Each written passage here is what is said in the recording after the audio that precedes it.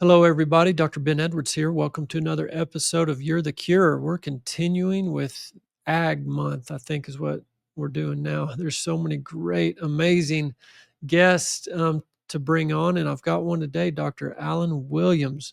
What a pleasure it's going to be to have this conversation, guys. Recently talked to Molly and Ryland. If you didn't hear that interview, Sovereignty Ranch, it was an amazing interview, and they referenced Alan Williams in that interview. So go back and listen to that.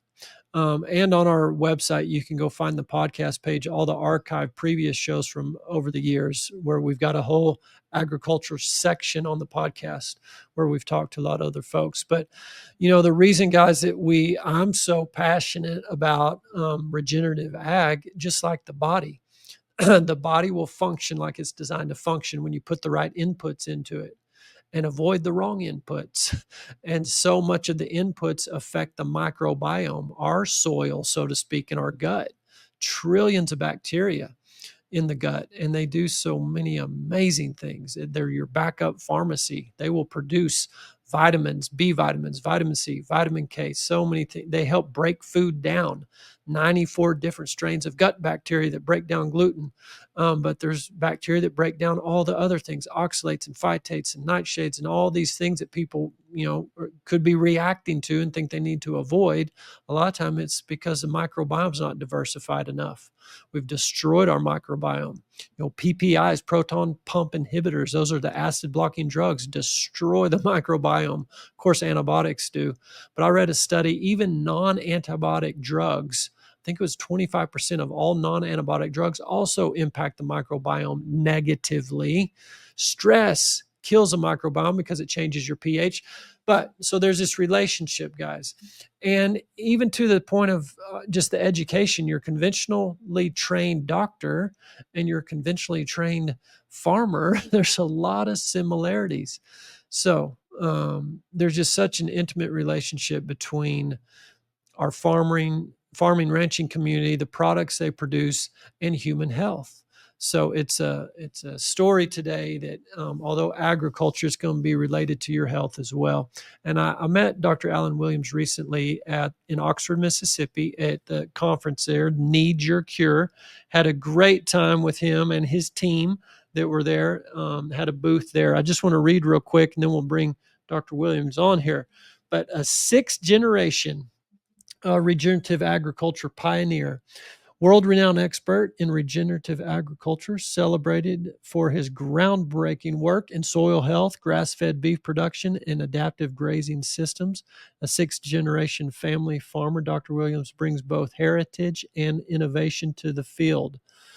He is a founding partner of Understanding Ag LLC, the Soil Health Academy, Regenerative LLC, and Grass-Fed Insights LLC, and has also been affiliated with Joyce Farms. And through these ventures, Dr. Williams has impacted regenerative practices on millions of acres worldwide, consulting with more than 4,000 farmers and ranchers across the United States, Canada, Mexico, South America, and beyond. Academically, Dr. Williams earned his BS and MS in animal science from Clemson and PhD work in livestock genetics from LSU, and spent 15 influential years as a faculty member at Louisiana Tech University and Mississippi State University before transitioning to full-time regenerative consulting and farming in 2000. And the bio goes on and on, but I'm just going to let Dr. Williams come on and share his own story, his own testimony, and his journey out of that conventional training into where he is now. Dr. Alan Williams, welcome to the show. Thank you so much for joining us. Well, thank you so much. It is an absolute pleasure to be here, and I really appreciate the opportunity to be able to talk with your audience. You know, my story starts on the farm that I grew up on in South Carolina. My family's been there since 1840, and I represented the sixth generation. The eighth generation is actually active on the farm now. But I grew up and didn't know it at the time, because when you're growing up, you never really realize exactly your situation. But it was an absolutely wonderful way to grow up. at that point in time, that was the 1960s and 70s, we were a very diversified farm. And that's just the way my family did things at that point in time. But we had multiple species of livestock. We had very large market gardens. We also had peaches, apples, those types of orchards there. We were in the Piedmont of South Carolina, so you had orcharding there. And we also did a little bit of cropping, row cropping. And we had a general store. So we sold a lot of what we produced on the farm through our general store. And I was the benefactor growing up of being able to eat all of these wonderful foods produced right from the farm. And we also had men and women both wonderful cooks in my family growing up. When during that time period, my family was not using all these synthetic fertilizers and chemicals and everything else. But my, I guess, opinion and thought process and everything radically changed when I went away to college. So I graduated from Clemson University and then LSU. And when I got to Clemson, I became enamored by my professors and by everything I was being taught and by the mantra that we have to feed the world. And that the only way to do that was to begin to specialize, to move towards monoculture systems, both in cropping and livestock, and to begin to rely very heavily on all of these types of inputs, whether they're chemical, pharmaceutical, supplement, whatever. And I bought hook, line, and sinker into that. Okay. And so I immersed myself in that world and believed that the direction that I was heading, not all of us within academia was heading, was the right direction. And after that, once I became a practicing professor and researcher, it took me 15 years to get it through my thick skull that the way we were doing things wasn't exactly working like we were being told. And so gradually, over that 15 years of my academic career, I began to realize that everything we were doing wasn't making our animals healthier. Instead, they were just becoming more and more reliant on supplements, pharmaceuticals, all of these other things, all of these inputs. And the same thing with the soil and our cropping systems. Our soil was not getting better. It wasn't getting healthier. Again, we were relying ever increasingly on more and more inputs, chemicals, fertilizer, amendments, you name it, GMO seed, and on and on. And I got to thinking back about the way I grew up on the family farm, and I got to thinking about being the sixth generation, and that the fact that my family's farm had always supported not just a single family, but multiple families through all of those generations, and sent kids to college, and all of those types of things. And I got to thinking, how in the world did they do that without all of the things that I was now researching and teaching and telling people that we must have and we must use? And so I guess I came under my own conviction, and I slowly began to realize that what we were actually doing within our academic research was, I now call it, putting a Band-Aid on a gushing wound. We were treating symptoms rather than the root cause of the problem. And I was 15 years in, tenured full professor. And in the academic world, that means you sort of got it made, right? You can do whatever you want. You've got all of the guarantee of the pension, the benefits, health insurance, everything. And so initially I said, okay, I'm going to try to change the system from within. But it didn't take me very long to discover that was not going to happen. And my administration wasn't going to let it happen. And there was no funding for the type of research I wanted to do. on and on. So then I knew I had a decision to make. I either could do another 15 years and then retire and just put up with it and accept it, or I could leave. I could resign and leave that tenure and benefits, the comfort of all of that behind. And at that point in time, our youngest son had just been born. And when I told my wife what I was thinking, she thought I had lost my mind. And what are we going to do? How are we going to support the family? And we got a newborn in the house and all of this. And I just said, it's what we're going to have to do, and we'll figure it out. And it truly, truly was a step of faith, because there was nothing else to explain it. And I left academia at that point, resigned, left the university. And oh, by the way, all of my former colleagues thought I was an absolute idiot as well. And now get this, okay? We were there to support the farmer and supposedly help the farmer make money, right? That's what a land grant university is for. And that's what we were supposedly being paid to do. But all of my colleagues laughed and said, when I told them I was going to go back to farming, well, you can't make a living farming. And and then when I said, well, I'm also going to do some consulting, they said, well, why would anybody pay you for advice when they can get it from the university for free? Mm. So Ding, that ding, was, ding. yeah. So that was the encouragement I got from the university and my colleagues. Mm. But I left, and I honestly can say, that's been 25 years ago now. And I can honestly say that I've never regretted a day.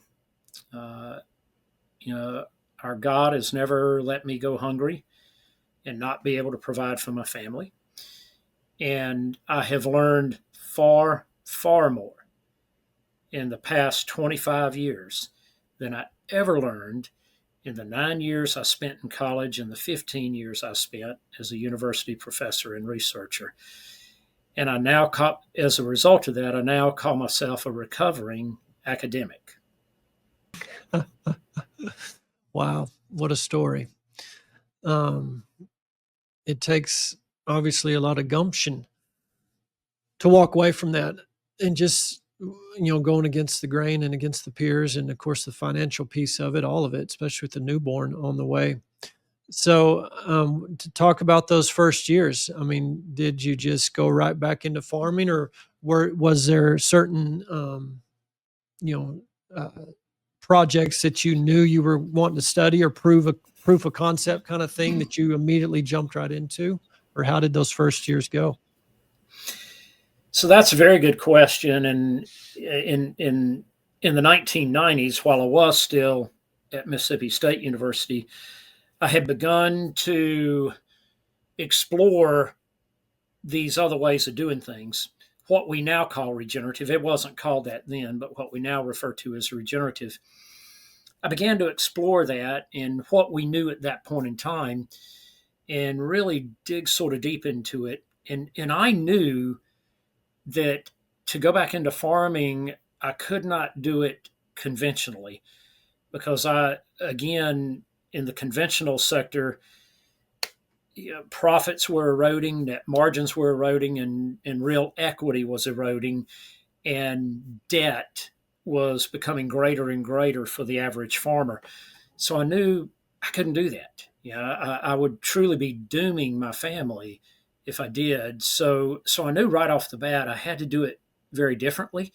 Now, to say that I knew exactly how to do it differently would be a lie. I flew by the seat of my pants for the first few years, lots of trial and error. And there were things that I failed at, but the only attribute I had was I was doggedly persistent, and I just flat out refused to give up and to let it beat me.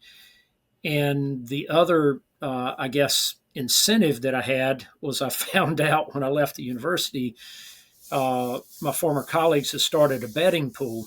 betting on when I would fail and come running back to the university for a job. And Wow. little did they know that was huge incentive for me, and that was part of why I refused to give up. I didn't want them to win that bet. But along the way, I discovered a ton. And what I discovered or rediscovered, I guess, was what you were talking about when you opened the session, when you were talking about the life in our gut, right? That microbiome in our gut and how it drives everything in terms of our health. Well, I rediscovered that it's exactly the same in the soil and with farming and ranching, and that it's not the fertilizer we apply over top.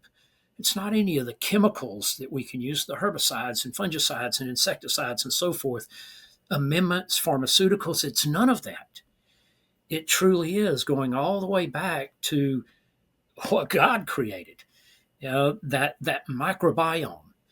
So just like the microbiome in the gut is the key for us and our health, that microbiome in the soil is the key for the health of our farms.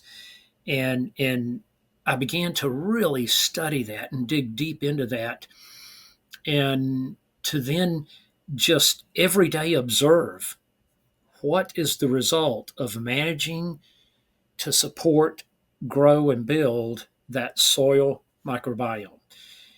And that was the key. Yeah. And again, did I do everything perfectly? Absolutely not.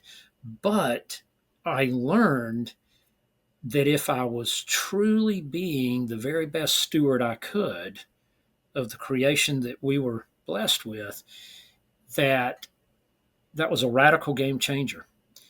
And everything started functioning better. The soil was healthier, the plants were healthier, the animals were healthier. My input cost went down hugely, and net profitability and productivity improved. So that's what we've been building on ever since. And I have to say, regenerative is absolutely a journey. It's not a destination. We're always on the road of continuous improvement. Yeah. Well, when I'm talking to folks trying to connect the dots on agriculture, the soil, the food, the mineral content in the food in particular, um, kind of this how I explain it, and you can correct me or give more detail to. But basically, once mechanized farming came in, the plow comes in. That plow through the soil is going to disrupt the fungi in the soil. The fungi is what gives that soil the spongy chocolate cake type consistency, porous, that can hold water. And so the bacteria need that water. They need to be hydrated. The bacteria live on the water droplets basically, and the bacteria help to break down the minerals off the rock and pebble and sand and whatever, so that the plant can take the mineral up into the root, into the spinach and the apple and the carrot, and we consume that. So when the plow came, that was number one. Boom, we start getting the fungi disrupted, therefore the porous soil, and therefore the bacteria. But then, so now we have a weaker plant because it's not as mineralized. So that weak plant doesn't give production. You don't get the as many pounds or tons or kilos or whatever of crop production. So the green revolution comes in, ammonium nitrate, synthetic fertilizer, boom, we get growth, we get production, increased yields. That's great.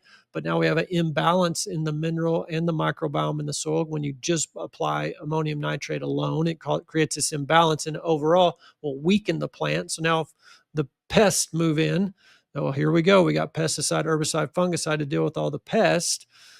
But that kills the bugs in the soil too, the bacteria, and the bacteria is what we need to get the minerals back into the plant, into the carrot and the spinach. And then the final nail in the coffin, glyphosate, a chelator of the mineral and an antibiotic to the bacteria in the soil. So this whole journey over the last 50, 60 years has just been mineral content of the end product. The spinach, carrot, and apple is just down, down, down, down. We're devoid of minerals now. And so we have destroyed soil, destroyed food, and it's just a mess. And now we get a big rain and it runs off because the soil's destroyed. There's no organic matter. There's no porous, spongy like material. And I mean, is that basically the problem? Yes, it is. Yeah, and we call what you just described the rule of compounding. And what we have discovered is that in the real world, whether we're talking about dealing with nature like we are every day out on our farms and ranches, or whether we're talking about our own bodies, there never are any singular effects. Everything creates and results in this whole series of compounding effects. And those effects are never neutral, they're either positive or negative. So we're always going one direction or the other. We're always creating positive compounding effects or negative compounding effects. And so what you just described is a whole series of negative compounding effects that were created by the way that we have come to believe we must farm. And rather what we want to do is we want to reverse that. And we want to now create a series of positive compounding effects. The good news is this is that abundance that we read about in the very first two chapters of Genesis and read about through many scriptures all the way through the Old and New Testament, that abundance that God created and was originally put there, that abundance is still there if we steward the soil properly again, the way that we were intended to. So even though we have so severely damaged the or the microbiome of the soil, there are still lots and lots of microbes there. Many of them, they've gone into spore form because of what we've done. They're trying to protect themselves, so gone into hibernation, so to speak. But we can wake them up. We can wake them up through good practices. And once we wake them up, as you know, they will rapidly replicate or reproduce. And then we get this explosion of biology coming in. And so, as an example, uh, we do a lot of biological testing of the soil. And on conventionally farmed soils, we often encounter uh, biological biomass of somewhere in the 600 nanograms per gram to maybe 1200 to 1500 nanograms per gram of soil. Okay. But where we manage regeneratively, we're now seeing biological populations in the soil of, instead of 600 to 1500, over 16,000 nanograms per gram of soil. So that's an exponential jump and increase in the functioning biology of the soil. The other thing that we see is far more microbial species recruited and going to work for us. And fortunately, God placed almost this infinite amount of mineral in the soil, all types of minerals. And when we can get the biology functioning again and create that aggregation that you were describing in the soil, that porous soil that allows plant roots to grow much deeper, now because of the action of the biology and the aggregation of the soil, these plants can reach these incredible mineral stores that are still there. They're still there. And now we know through the phytonutrient research that we've done with Dr. Stefan Van Vliet and his team, we now know that when we do that, we get a radical increase and improvement in the phytonutrient content of the foods that we eat. So we're restoring nutrient density. Wow, that's amazing. So without that, that story I just painted with this dead soil that doesn't have the spongy like consistency, so you get a runoff issue. There's no organic matter, no biology. So you're putting a seed in there, usually a GMO seed, you're trying to force that growth, and it will. It's amazing. These seeds will try to grow. You got to irrigate and do all the things, which that's another part of the whole rain cycle. Maybe we can talk about that later, what the biology through the root, through the leaf, into their clouds and create the rain. But just trying to get a plant to grow in that, you've got to kind of synthetically assist it with all these what you're calling inputs, chemicals, fertilizers, and then the pesticide, herbicide to keep the other plants and pest off of, just to try to survive this thing. But basically, and again, correct me because I'm just familiar by talking to some farmers around here. We're at this breaking point of Mm. we've used so much chemical, so much pesticide, herbicide, fungicide. The soil is so dead, and the wells around here, at least, a lot of these wells are drying. The aquifer is drying up. The rain cycle's been so interrupted, and the soil just doesn't hold it. The runoff. We're kind of at this point of breaking. But a farmer's kind of stuck. And of course, then we can get into the whole political, not, I mean, all the government assistance. You got to have crop insurance. Well, to get crop insurance, you got to use all the inputs.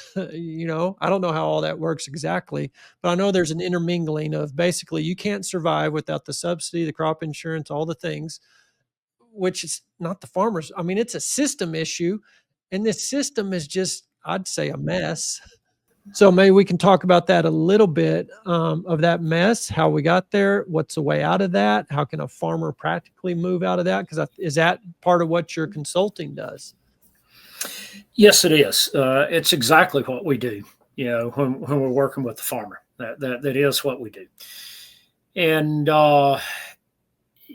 it we help them transition from that predicament that they're in, and it is a real predicament.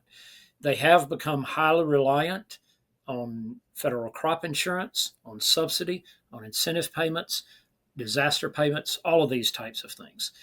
And but in spite of that, the vast majority of our farmers are still heavily in debt. So they're not only reliant on all of these subsidy programs, but they're also deep in debt. So it's a double whammy. And unfortunately, those two things keep supporting each other because the lenders, in order for the farmer to re-up their loans, require that they take every subsidy that they can, that they're covered under federal crop insurance and all of this, because that's the lender's way of making sure they get paid, right? And so it again, it feeds on itself. Believe it or not, there are a lot of farmers that want to get out of that. They do realize it's a trap, and they do realize that it's incentivizing them to bad behavior, not good behavior. And or maybe we ought to say poor farming rather than regenerative farming. But what we do is we help address all these problems. And what we have found very clearly is there's three principal barriers for farmers uh, transitioning from conventional to regenerative. Barrier number one is lack of awareness and education. You can't implement what you don't know. And farmers don't just inherently know how to farm regeneratively. They do not. It must be taught. So we solve that problem. We teach schools, workshops, all of that to educate them on practical implementation of regenerative principles. The next barrier is peer pressure. And for people that haven't grown up in agriculture, peer pressure is very, very real. And it is very pervasive. And what we often find is that if you do anything different than your neighbors or even other family members, that the peer pressure just can be enormous. I tell people it's worse than the peer pressure that you see on the playground of a middle school. You know, it's huge. And what we do to each other is quite sad in that regard. And because we work all over the world, we have found this to be the same no matter what country we're working in. Almost every farmer worldwide deals with enormous peer pressure. And then the third barrier is debt. Debt. And debt is very ironic. If what you had been doing worked, you would not be in debt, right? I mean that should be obvious. So if you're deep in debt, it's not working for you. It's not. And so if it's not working, what is the one thing you need to do? Change what you're doing. But here's the irony of debt. Debt creates fear and anxiety, and the fear becomes very pervasive. And what a lot of farmers say, well, if I make a change and it doesn't work, then I'm bankrupt. You know, so the very debt itself becomes a snare. And oh, by the way, doesn't Scripture warn us about that? Uh, exactly. So we resolve the first one by providing the education. We resolve the peer pressure by providing them with a new peer-to-peer and mentorship network that they can rely on. And then we resolve the third one, the debt load, by helping them step by step begin to get out of debt. And now what we find is that many regenerative farmers no longer take any kind of government subsidy. They step out of the federal crop insurance program and they get out of debt. They no longer need all of that support and all of that debt to be able to farm profitably. And therefore, that means that they are significantly more profitable, especially from a net profit per acre standpoint. So that's the huge benefits of this. And the ultimate result is that your quality of life goes up hugely. You know, farming, agriculture is the oldest profession in the world. It's why God placed Adam in the garden. It's what he told him to do. Therefore, it should be among the most revered, honored, and enjoyable professions in the world. But today, we have made it one of the most anxious, debt ridden, just nervous professions that there is. And we see farmers are in the top three groups of all professions now for levels of depression and suicide. Where have we come from where we used to be? So we help to resolve all of that and restore quality of life, enjoyment of your profession. That's how farming should be, and that's how it can be with regenerative farming and ranching. Hey, everybody, quick break from the show. I've got something really special to share with you. I'm so excited to introduce You're the Cure, a self-paced 9-module online video program we've been prayerfully and passionately building here at Veritas. And this isn't just another wellness program, it's a movement of truth, transformation, and hope. And I truly believe it has the power to change your life. It's designed to help you uncover the root causes of what you're facing and walk in true healing. I'll be guiding you along with other members of the Veritas team as we return to God's original design for your health. Through simple, powerful tools focused on nutrition, hydration, movement, and peace, you'll gain clarity, confidence, and lasting transformation. The journey is yours to take because the truth is you are the cure. Head over to veritaswellnessmember.com to get access today. Become a Veritas Wellness member now and get $100 off the program. Guys, I'm just so excited about this. After 20 years of practicing medicine, it's boiled down into this. This is the core of what you need to truly be well. So we'll see you in the program. That's awesome. What are some of the, if there are, I know every situation's so unique. Every farm's unique. Farmers are unique. Everything, the climate, all the things. But are there some common threads, common themes on the path out of the conventional that you could share with the? Well, I know we have a lot of agriculture families listening, so share what you could on that in a more general sense. just begin your process of getting educated, because again, that's the only way you're going to be able to effectively and profitably implement regenerative principles and practices. And the first thing I would tell them is, our website at understandingag.com is absolutely loaded with educational materials. We've got podcasts and webinars and case studies and articles and so on and so forth. So take advantage of that. We even have online courses and all of that. So take advantage of that. Secondly, you can learn when we're doing, you know, live courses, workshops, schools, that type of thing. And they're always on a host farm or ranch that is actually doing this. So you learn by doing on farms and ranches that are doing this. And so that will be their next step.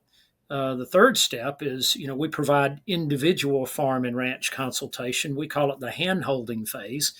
After they've gotten their education, then as they begin to implement this on their own places, they're going to hit some speed bumps here and there, and we're still there to help guide them over that speed bump. And the key thing is helping them to not make what we call the common mistakes, to be able to prevent that. So that's what we want to do.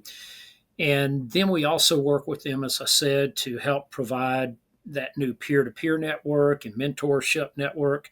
We introduce them to other farmers and ranchers who are doing this, and then we encourage them to visit with them, and then to actually go and visit their ranches and their farms so that they can glean from them and learn from them. And we take a look at their financial situation and their debt load, and we begin to chip away at that. And we give them very practical things that they can do beginning in year one to start reducing debt and reliance on debt. So it's sort of like, your Alcoholics Anonymous or whatever. We help them with a step-by-step program to wean off all of the government subsidies and input reliance that is so prevalent in agriculture today, and to be able to instead rely on the natural system that God put into place. Because that system, we got to think, how many thousands of years have we worked under that system? It's only much more recently in the history of mankind that we have had this reliance on synthetic fertilizers, chemicals, genetically modified seeds, and all pharmaceutical inputs and all of these other things. That's much more recent in our timeline. And so our ancestors did this without all of that and fed themselves and fed many others. And I've often thought, what would it be like if, even for just a day, I could go sit at the feet of Abraham or Moses or Jacob or David or Job, any of our ancestors that are mentioned in Scripture, and glean and learn from them their knowledge of agriculture? They had to be far, far superior in their knowledge and ability to manage the natural resources that God gave us than we are today. And I would love, obviously, the only way I can do that is by opening up my Bible and reading, about them and what it says. But boy, how I often wish I could just sit at their feet. Yeah, it'd be incredible. Well, I would say, based off, our conversations, reading your website, knowing your partner, Gabe Brown, he's been on the show before. There's a lot of farmers who'd like to sit at y'all's feet. And so it's amazing what you just laid out, all the experience and knowledge and what you're willing to share. Would you say maybe what percentage, or is it just so diverse? Like at the end of the process, it's a journey. I guess you never get to a point, but do most of these farms, regenerative farms, do they tend to end up looking more diversified, like your family farm, lots of things, versus no, still kind of a monocrop, say like cotton, and maybe with the cover crop in the non-cotton season? but just doing it differently and getting the soil back, or is it all the above? It's all of the above. But what I will say is that the majority over time do become more diversified because they begin to see the incredible benefits of that. Mm, And that, hey, I can do that. I can make money doing this, and I can create new revenue streams that benefit my soil, my ecosystem, everything. And so, what they may object to early on, later are no longer objections to them. right. But we start. Let's say it's a row crop farm. Let's say it is a cotton farm. And oh, by the way, I did a workshop for cotton farmers just this week over in the Mississippi. But let's say it is a cotton farm. So several of the very first steps you can make are, number one, we're going to look at your cash crop rotation.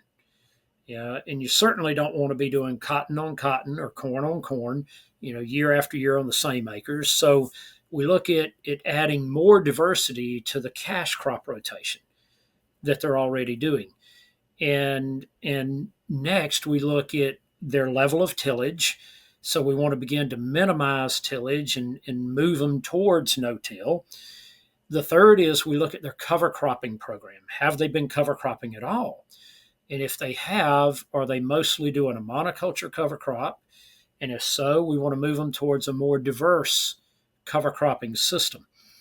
And we want to make sure that cover cropping system addresses their resource concerns. So it's not just putting a cover crop in the ground. You got to put the right cover crop in the ground and the right mix in the ground at the right time. So all of that becomes critical. So we teach them that. And then, like in this workshop I did for cotton farmers this week, we were talking about the length of time that cover crop stays in the ground before you terminate it to plant the cash crop. That's super important. The longer we can leave a diverse cover crop mix in the ground before we prepare for planting the next cash crop, the more benefit we're going to get out of it. So it's those types of things that we begin to address. And then, can you add livestock over top of that? Okay. And so if you can, and if you can graze your cover crops, that adds significantly more benefit and greatly increases your pace or rate of progress in building biology and building other diversity. The livestock shed a lot of biology, literally billions and billions of microbes per acre are being shed by the livestock. They supply the very best natural fertility in their manure and urine. Their hoof action on the soil breaks up crusting on the soil surface and stimulates microbial activity in the soil. And even their saliva does the same thing. So all of those things provide huge benefit and basically provide a lot of fertility and biology to fuel the next cash crop. So then you can greatly reduce your purchased inputs for the success of that next cash crop. So again, we move them along that continuum step by step at a pace that each one is comfortable with. We don't try to implement everything at once. And then over time, they will do exactly as I said. They will begin to diversify more on their own because they do start to realize the incredible benefits of that. So often, just to give you some examples, in year one, we can often reduce their input cost by 20% or more in the very first year. Wow. By year two, that's often between 30 and 40% reduction in inputs. By year three, we're bumping 40 to 50%. And then by year 4, 5, and 6, we're continuing to increase. And we now have farmers that are growing crops without any purchased inputs whatsoever. So you can do that. And as another example, 2 weeks ago, I was on clients' operations in Montana. And in just 5 years, we have reduced, and they're running a lot of center pivots, a lot of irrigation. And out in that country, water is critically important. We have reduced the irrigation use by between 40 and 50% within 5 years. That has radically changed everything while not decreasing production on those pivots. So even though they're applying 40 to 50% less water, they are not experiencing yield drag. Okay. As a matter of fact, we have increased productivity on those pivots about 22%. So that's an example, a real life example of what can happen, what can be done, and the timeline around that. That's encouraging. Where does organic play into this? And I mean, I think I know a little bit as far as if someone decides to go organic, there's like a 3-year process. But out here, anyways, the weeds, the grass in particular, and even this season, I had a friend, it rained quite a bit for a little bit. He couldn't get in, and he's organic. He couldn't get in there to plow, and the grass just totally started overwhelming. So I know farmers are scared about that part of it. So regenerative versus organic, and maybe using some spot spraying in this transition. Kind of how does that look? Yeah, so it doesn't have to be regenerative versus organic. It can absolutely be both. But here is what we heavily encourage: start with regenerative. And here's what. First, with regenerative, every tool is still in your toolbox and available to use if needed. But if it's a tool that has the potential to do damage, like tillage, a herbicide, a fungicide, or whatever, we first ask ourselves, do we really need this, or is there another way? And if we believe we do, we use it very judiciously and with a plan to only have to use it that one time again.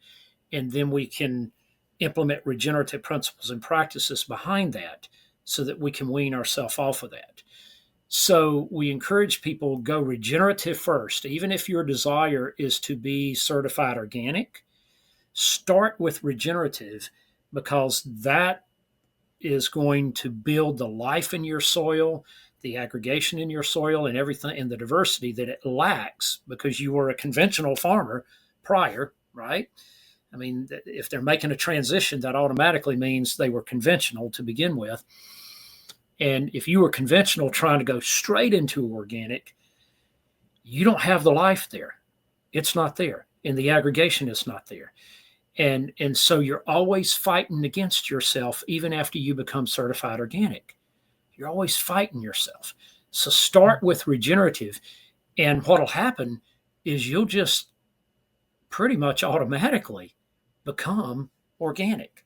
So it's a much easier path. And when you try to go from conventional to certified organic right away, you're right. You got a minimum of 3 years. It's 3 to 5 years, depending on the situation, but a minimum of a 3-year transition. And you're almost guaranteed to take a significant loss during that time period.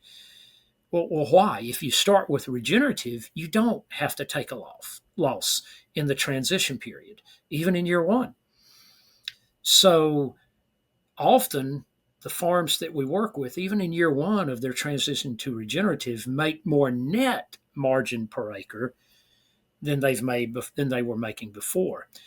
So start with regenerative, build the biology, build the diversity, and then you will naturally progress into organic. Far better way to do it. And you'll have far less problems once you become certified organic, because now you have learned through your regenerative principles and practices how to handle the issues like you just described with the guy that just got taken over with weeds and that type of thing.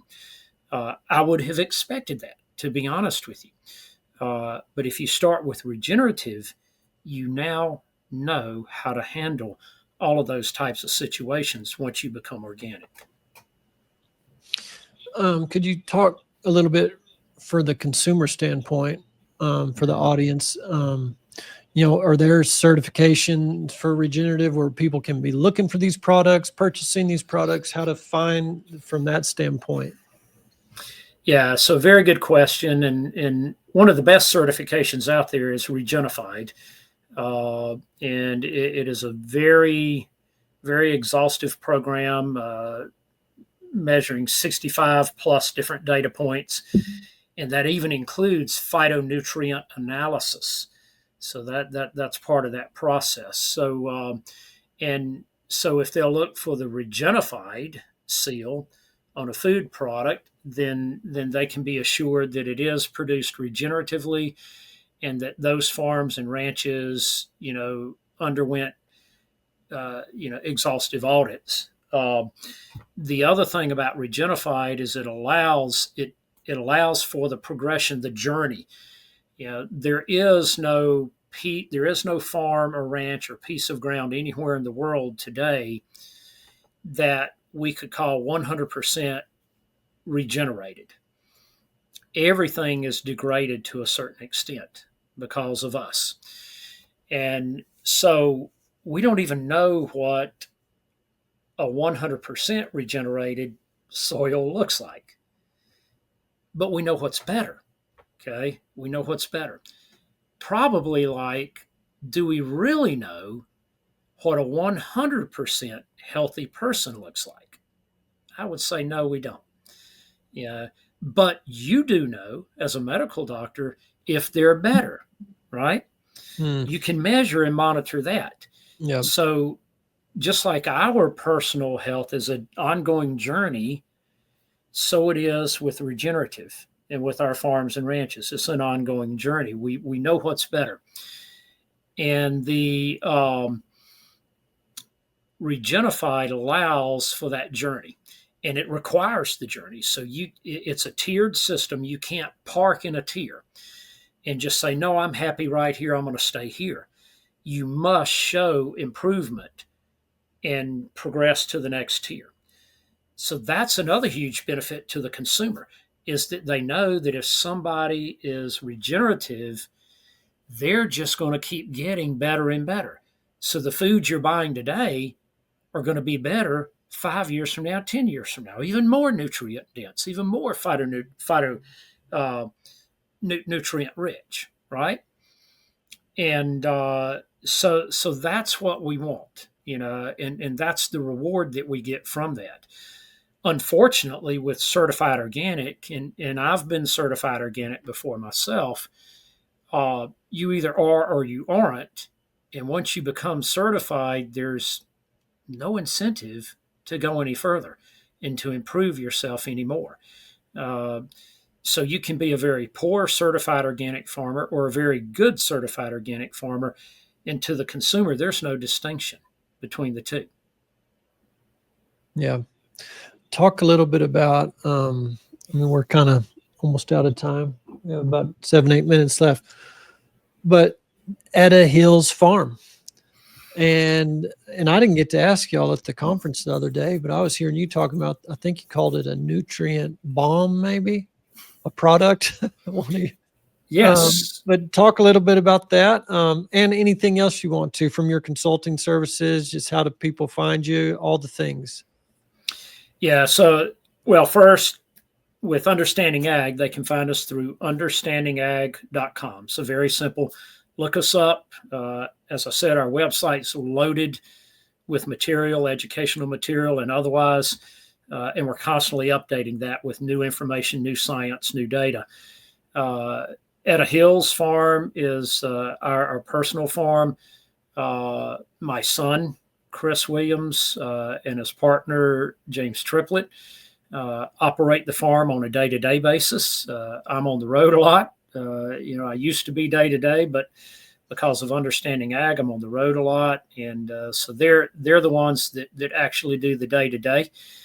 We are a regenerative farm, and it is we are very diverse. We produce grass-finished beef, pastured pork, pastured lamb, pastured poultry, and that includes turkeys, broilers, ducks, all of that, and pastured eggs. So we have a lot of different species. The the land that we bought, it's just outside of Oxford, Mississippi, but the land that we bought was very, very degraded when we bought it. It was an absolutely worn out piece of ground. And we have been documenting the progress ever since, and keeping track of that. We have now documented more than 150 different plant species that are growing on the farm, and the vast majority of those came from the latent seed bank.